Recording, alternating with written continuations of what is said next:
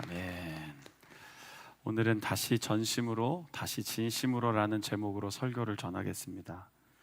오늘 읽은 성경 본문과 제목은 제가 딱 1년 전 2025년 7월 6일 자원교회 첫 주일 설교했던 본문입니다.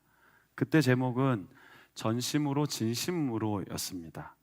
오늘은 다시라는 단어를 좀 넣었습니다.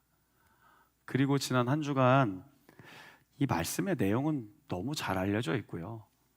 그리고 저도 여러 번 설교했고 여러분도 이런 본문으로 얼마나 많은 설교를 들었겠습니까? 근데 하나의 질문을 하면서 한 주간을 보냈습니다. 여전히 전심으로 진심으로 사역하고 있는가? 여러분은 어떠십니까? 한 해 동안 그리고 또 지난 6개월 동안 하나님을 어떻게 사랑하신 것 같습니까? 오늘 성경에는 마음, 목숨, 뜻 이렇게 나와 있죠. 모든 것을 다 이런 뜻입니다. 마음 따로, 목숨 따로, 뜻 따로가 아니라 온 마음으로, 전심으로, 그리고 진심으로 하나님을 사랑하셨던 지난 6개월이었습니까? 가족은 어떠셨습니까? 가장 사랑하는 것 같지만 어쩌면 가장 사랑하지 못하고 사랑받지 못하는 관계일 수도 있습니다. 교우들과는 어떠셨습니까? 새롭게 교구도 구역도 편성해서 2026년 시작했는데 여러분들은 그 동안에 만났던 분들이 아닌 다른 분들과 구역과 교구를 이루면서 어떤 마음으로 살아오셨습니까? 이웃은 어떠십니까? 삶에서 만나는 많은 사람들에게 여러분들은 어떠한 마음 자세로 사랑하며 살아오셨던 것 같습니까?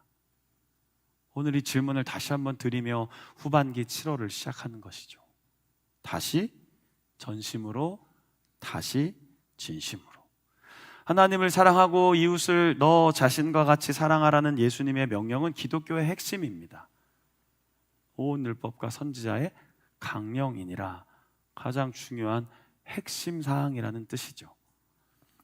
그래서 오늘은 이 본문을 설명하는 건 이미 익숙하실 것 같아서 5명의 신학자들의 의견을 좀 정리해서 보여드리려고 합니다. 자, PPT 좀 올려줘 보시겠습니까? 성 어거스틴, 사랑의 질서로 설명하며 우선순위가 바뀌면 인간은 불행해진다라고 했습니다.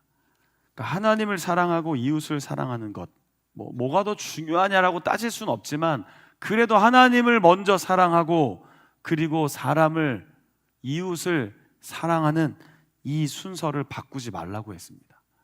토마스 아퀴나스는요, 별개의 덕목으로 볼 수 있지만 그렇지 않다라고 합니다.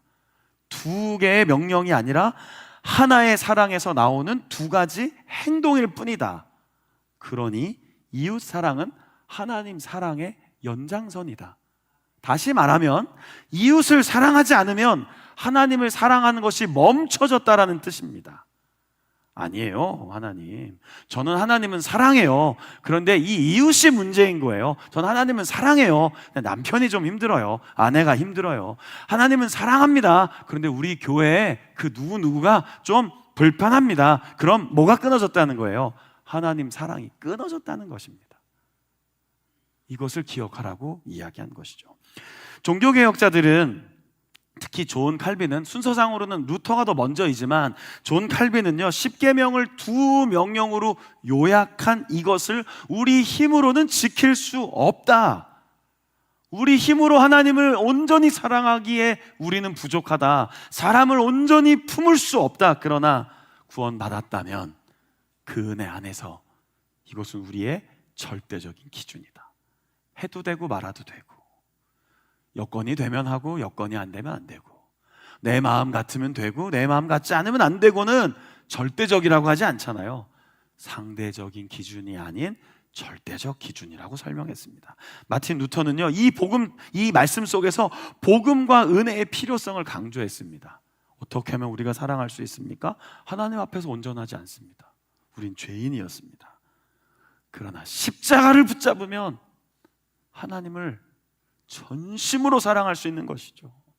십자가를 붙잡으면 사랑할 수 없는 이웃을 하나님이 사랑할 수 있도록 인도해 주실 때 내가 뭐 하는 겁니까? 선택하는 겁니다. 여러분, 선택하시는 겁니다. 행동하시는 거예요. 마음에서 일어나는, 그냥 마음에서 일어난 어떤 작용하는 그냥 그 무언가의 감정으로 자꾸 이야기하니까 삶에서 하나님의 은혜가 우리를 통해 흘러갈 수가 없습니다. 그러나 실제 행동하는 겁니다. 그것을 본 회퍼는 타인을, 타자라고 보통 표현했는데 타인을 위한 삶이라고 설명했습니다.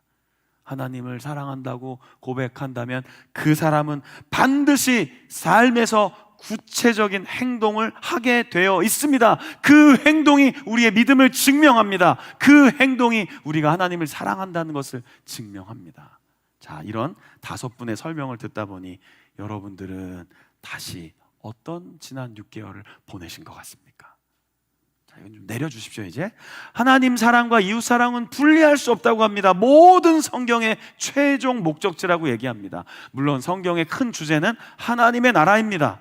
그런데 그 하나님 나라를 살아가는 하나님의 자녀들의 최종 삶의 태도, 목적, 지향점이 어디예요? 방향이 어디예요? 사랑이라는 것이죠. 사랑. 오늘도 성가대에서 찬양해 주셨잖아요.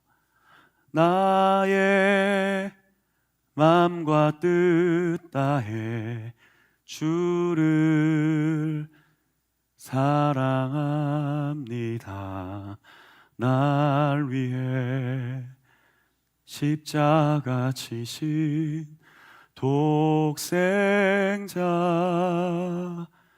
예수, 내가 약할 때 강함 주고 가난할 때 우리를 부욕해 하신 나의 주 감사. 여러분 어떻습니까? 우리가 사랑할 이유를 나에서 찾습니까? 성경이? 아니에요. 상대방에게서 찾습니까? 천만에요. 예수님으로부터 찾는다니까요. 그게 이 예배 속의 결단이 되어야 하지 않겠습니까? 여러분, 제가 아까 시작하면서 말씀드렸지만 1년이 지나고 나보니 사실 처음 마음 같진 않아요. 솔직히 2025년 7월 6일 처음 이 강단에 섰을 때의 마음과 2026년 7월 5일에 섰을 때의 마음이 똑같지는 않습니다. 그땐 아무것도 없는 백지 상태였어요. 근데 지금은 이분은 이렇고 이분은 이렇고 이 사람은 이렇고 제 눈에도 다 이제 그렇게 판단이 돼요.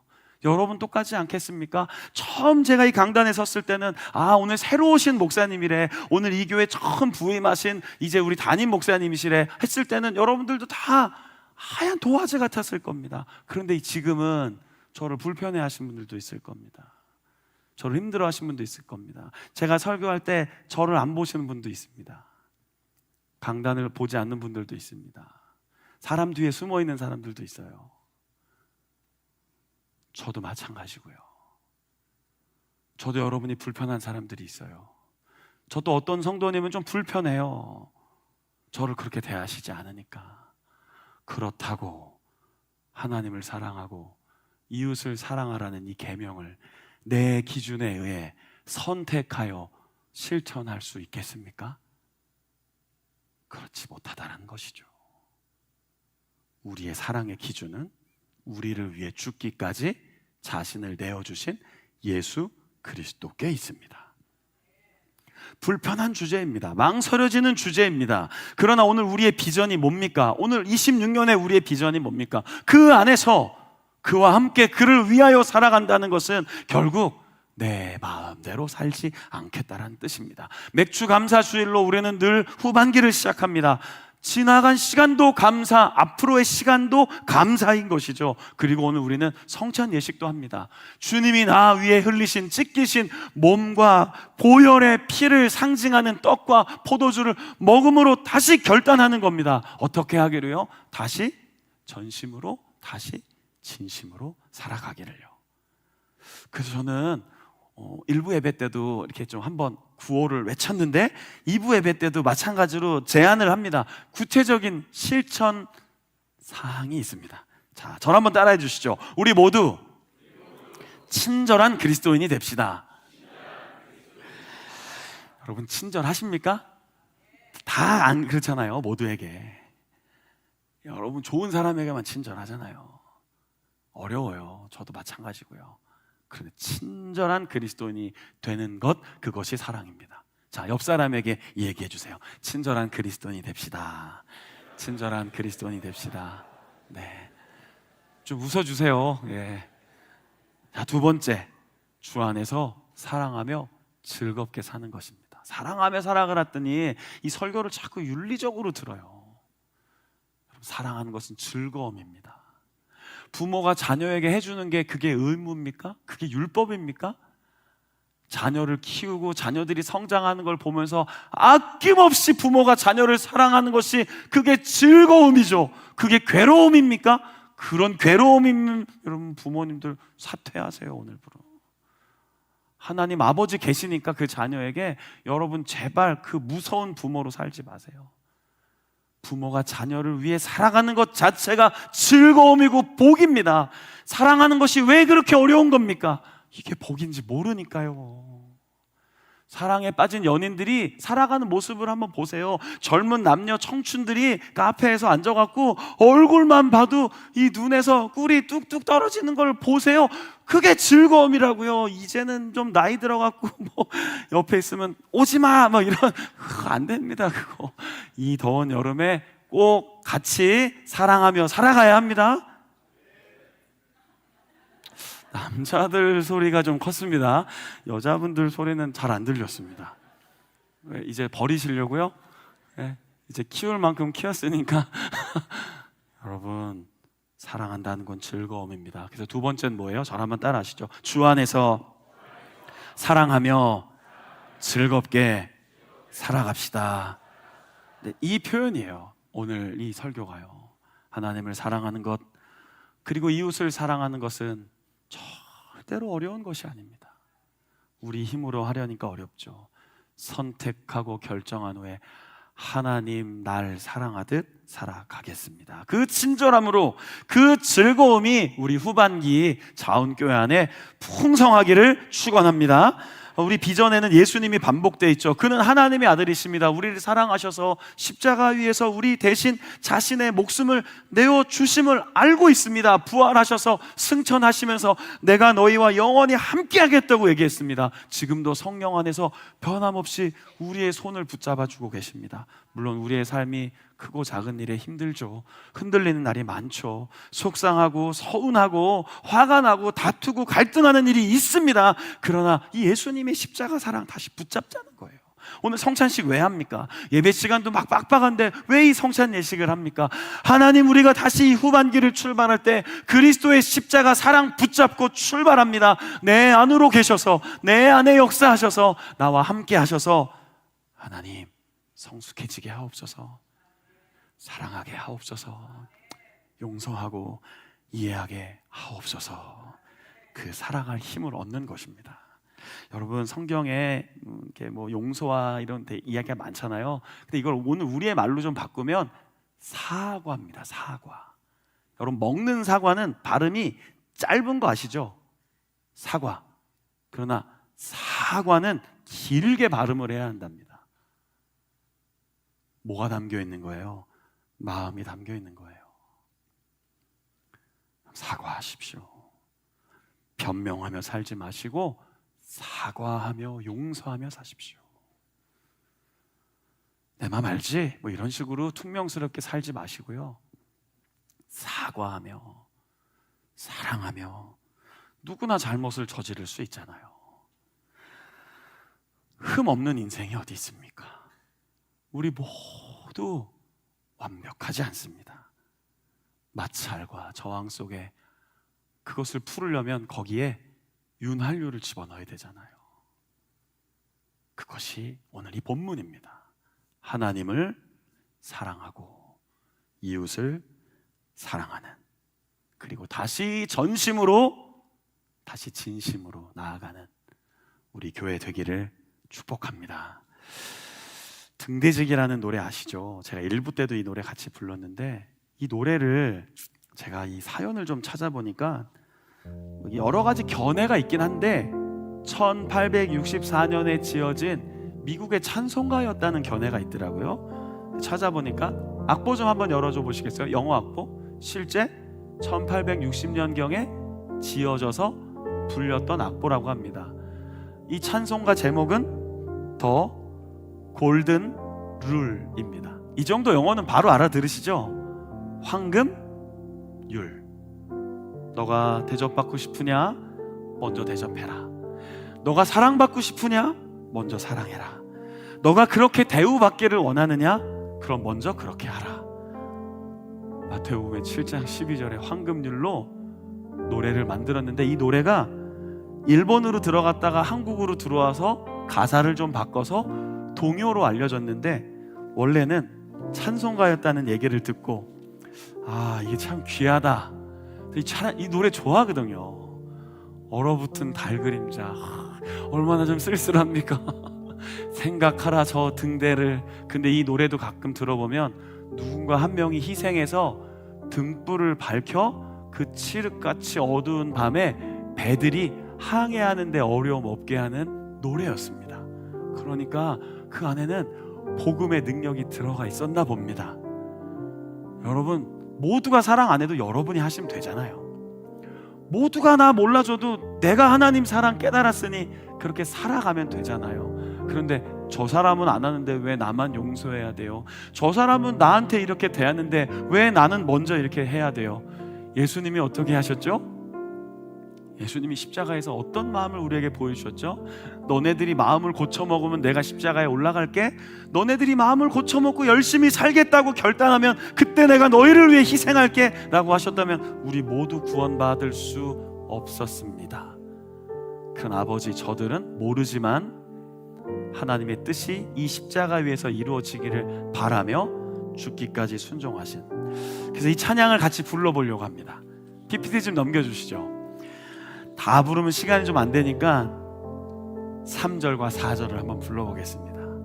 진짜 이 가사 붙여서 불러보니까 찬송가 같은 거예요. 자, 3절 4절 한번 불러봅시다.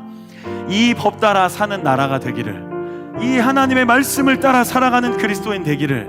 3절 한번 불러볼까요? 자, 이 법 따라 사는, 이 법 따라 사는 나라, 전쟁도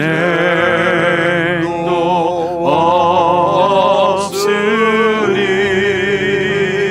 이웃 먼저 생각하라. 이웃 먼저 생각하라.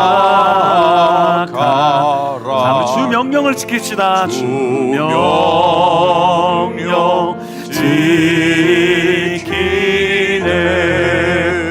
이게 황금률이라는 거예요. 오 황금률, 오 황금률, 오 황금률. 주님이 주신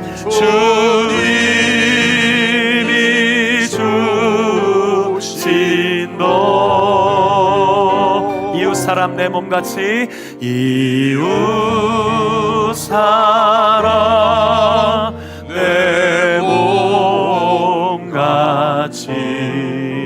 사랑하라 하셨네. 4절 불러볼까요? 이 법 따라 사랑하며, 이 법 따라 사랑하며. 모두가 산다면, 모두가 산다면 가난하고 고통도 없어지지 않겠습니까? 가난 고통 없어지고 없어지. 다툼도 없으리, 다툼도 없으리. 오 황금률, 오 황금률, 오 황금률. 주님이 우리에게 주신 명령입니다. 주님이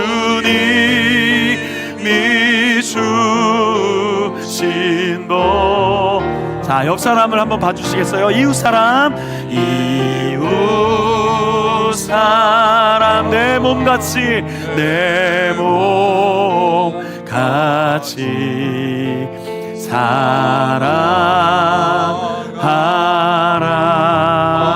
하셨네. 이제 성찬 예식을 시작하겠습니다. 하나님의 말씀을 우리